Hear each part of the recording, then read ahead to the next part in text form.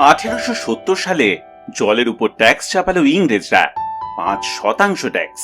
সেই নিয়ে সুলভ সমাচার লিখল, বিজ্ঞানের বলে কত অসম্ভব ব্যাপার সম্ভব হইয়া গেল। জল যত পারো তত লও, বারণ নাই। লোকে হাস্যবদনে ইহার ট্যাক্স দিতেছে, কাহাকেও মুখ ভার করিতে দেখা যায় না। কিন্তু সত্যি কি তাই? নদী নালার দেশে জলের জন্য ট্যাক্স দিতে হবে, আর সবাই সেটা হাসি মুখে মেনে নেবে।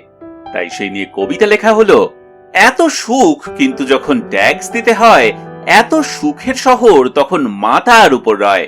তখন জঙ্গলময় জলহীন অজ পল্লীগ্রাম আমার মনে বোধ হয় যেন স্বর্গধাম।